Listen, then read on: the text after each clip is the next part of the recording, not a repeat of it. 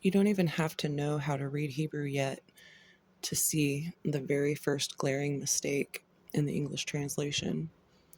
Notice how the title and the first word matches in Hebrew is Bereshit, Bereshit. But when we look at the English, it doesn't say Genesis, Genesis. If it were a direct translation of the Hebrew, that's what it would say. But depending on which English version you read, you'll get something that varies. So let's go ahead and begin learning the first triad of letters, Aleph, Bet, and Gimel. Now the Hebrew letters are hung from a line that is scribed. So you'll see me scribing lines before I start writing. And this is to keep consistency with the lettering so that it doesn't become wobbly. It's very important to say the name out loud of each letter as you write it. So I would go Aleph,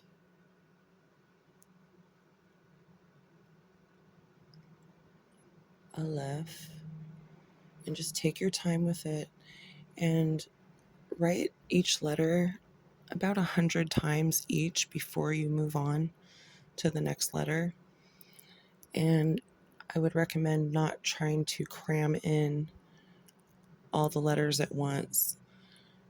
That's why there's a triad of letters. There's 7 triads. You have Aleph, Bet, Gimel, Dalet, He, Vav, Zayin, Chet, Tet. Yod stands on its own. Then you have Kaf, Lamed, Mem, Nun, Samek, Ayin, Pei, Tzadi, Kof, and Reshin, Tav. So that's your 7 triads. The sound of Aleph is something like the sound that everybody makes when they're first born. It's that first kind of inhalation sound. That's Aleph. It's just a little bit of air in your throat. And since we're here, we're going to go with it, all of it.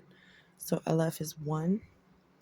Aleph is also 111, and it represents 1,000. 1,000, we'll get to that later in a future video. For now, let's focus on why 111.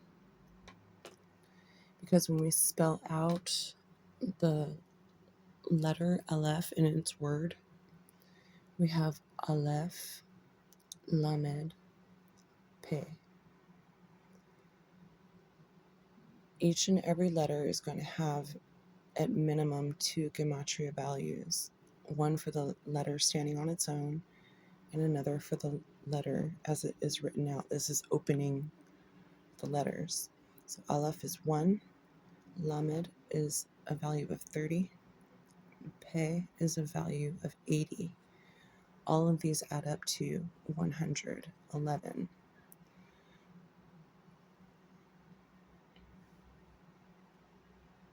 I hope you're following so far, but it would really be useless to teach the Hebrew letters without teaching their numerical values, because Hebrew is a very mathematical language. It's scientific as well as geometric, it's spiritual, it's everything. So here we're moving on to the letter Bet. And there are 2 ways to write it. You can see I've switched it up on that particular letter there, and you can see the difference in the shape, how it comes out. It just depends on the individual's writing style. At the core, each letter benefits most from being written in a calligraphy style, mostly with a quill with ink, which I have done, and I do have quills made of turkey feathers as they're supposed to be, but I have a really hard time with getting the ink to come out correctly, so I end up with like lots of blobs, and the paper just kind of makes the ink spread. So I'm not showing the quill and ink on video. I'm just using a calligraphy pen. But you can see that there's a three-dimensional shape that pops when we're using the calligraphy versus ballpoint. But I feel it's best to show it both ways so that you can see that when people just write with ballpoint, the letters can look really quite different. And we'll notice that when we come up to Gimel, the next letter. So Beit has a value of 2 on its own and a value of 412 when we open up the letter into its full word, Beit. So we have Beit, Yod, Tav. And I'll go ahead and write it in calligraphy too so that you can see the full beauty. And then we'll get into adding up these values. Beit has a value of 2. Yod has a value of 10. Tav has a value of 400. So this gives us the value of 412 for the letter Beit. And also take notice of the language here, as far as a lot of times we'll say writing the Hebrew letters, but what we're actually doing is drawing them.